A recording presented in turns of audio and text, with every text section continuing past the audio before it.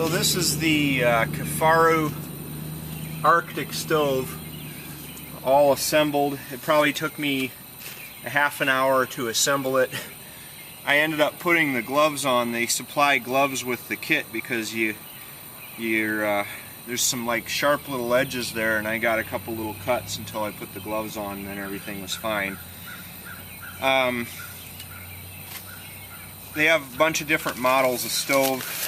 I knew I wasn't going to be trying to backpack with this, so I just got the real model, and we'll see how this lights up and stuff. I mean, it's pretty darn standard Yukon stove design. This is what I would consider to be a full-sized Yukon stove. Now, for the first firing of this, I'm not going to go too crazy. I just kind of want to see how it works and just get it hot. The instructions say that the pipe is supposed to be a lot easier to assemble after this first firing, because it'll know that it's supposed to go to that shape and remember how to get there. That's probably the thing that took the longest, that and stupidly enough, taking the wing nuts up the stove legs. That took a little while. So like I said, I'm just going to warm this up and see how it goes. I'm not trying to build some raging fire or something in here. To light a Yukon stove, I always have the door wide open at first, and then usually I close it down later. This one has, if you can see the front here, it's got two draft holes for a little bit better control there.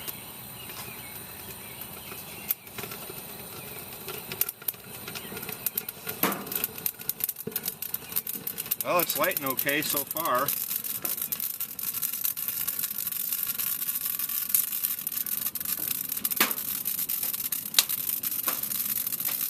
A little bit of smoke out of the bottom of the pipe, but it's rising at least.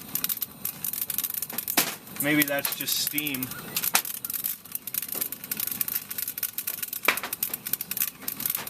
Hopefully. I'll have to figure out how to get it a little tighter.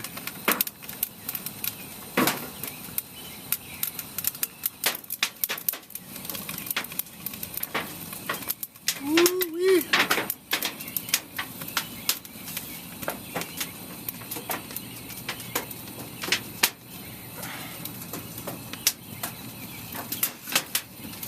These are the draft holes. You see, you just turn them around like that. I'm going to close it down for a second. Maybe I'll make my morning coffee on this today. Here we go. It's going real nice. It's got a nice heat to it. I'm going to put on a little pot here. See if we can't get some water going for coffee. Now, I put the water on cold, and in the top for this cowboy coffee, I just put some of the cheap stuff. Let it spread out real nice over the top there.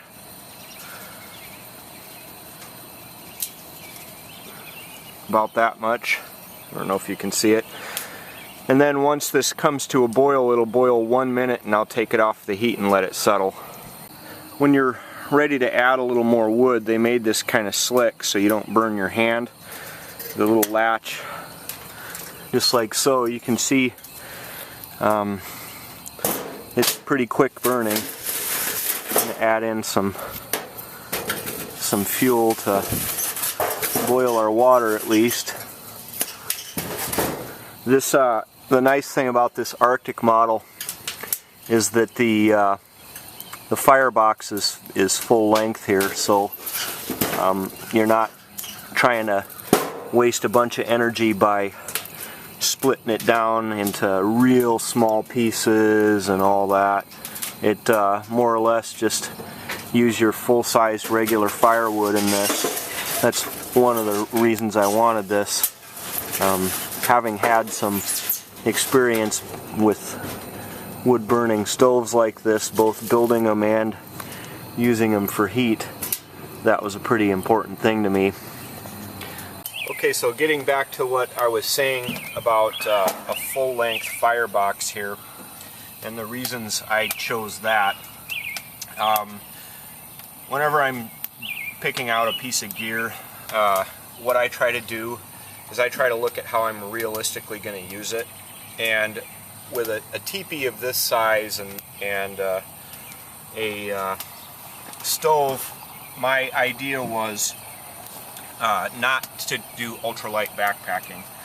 And I know that that's like all the craze and that everybody and their dog wants to shave like 2 ounces off their pack and all that, but that was not my point with this.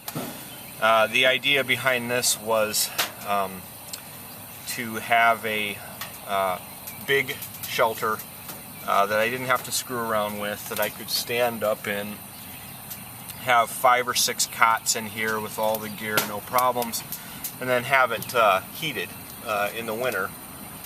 You can see if you look up, it's significantly warmer in here than it is outside.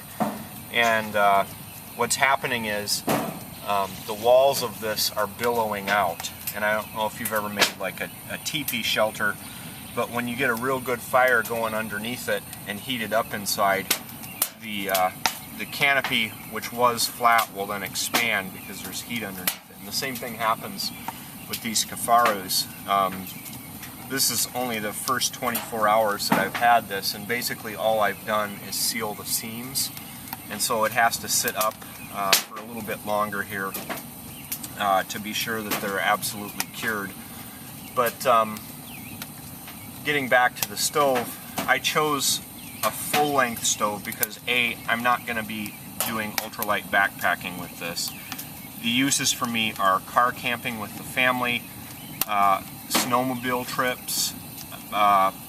This would make a fantastic, week-long or so shelter in a hunting camp, and a lot of these are used that way, and be very comfortable in it and things like that. And in none of those situations am I trying to do like 50 miles of hiking in and then 50 miles the next day. So I don't need ultralight. But what I do need is to not have to mess around with carrying or with chopping logs. Because if you think about it, say you are going to use this for ultralight backpacking. Okay, you're dumb enough to do that. You can carry, an extra 8 ounces or however much it is between this and the real small model, and carry that with you for however long you're backpacking. Or when you get to camp, when you start breaking up your firewood, you can break your firewood up into little pieces like this, or you can break it up into pieces like this.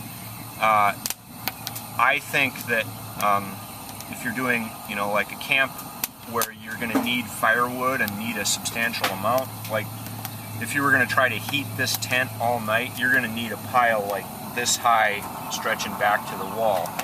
So in processing that much firewood, my thoughts are, if the less cuts or breaks I can make on that, the more energy I'm conserving, even if I have to carry a little bit more weight in the stove. But again, as I was saying, my goal here was not to use this for backpacking, but rather to either have mules or something like that to carry this. It's burning really well. It draws really well, surprisingly well actually. It has, if you can see on the bottom of the pipe here, it's got little spark arresters. It's got 2 of them that will help keep sparks down in there where they belong, instead of going up the chimney and out and falling down on our nice nylon tent and blowing it all up. So that's the Arctic model Kifaru stove. Initial thoughts are that it's burning pretty well. The metal is really, really thin, thinner than I thought it was going to be, but it seems to be holding up just fine, and I've got a decent fire in here now.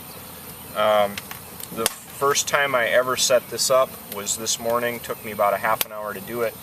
The hardest part was the stovepipe, but it's supposed to get easier after you burn them in a little bit. So hopefully we'll have many more adventures to show you.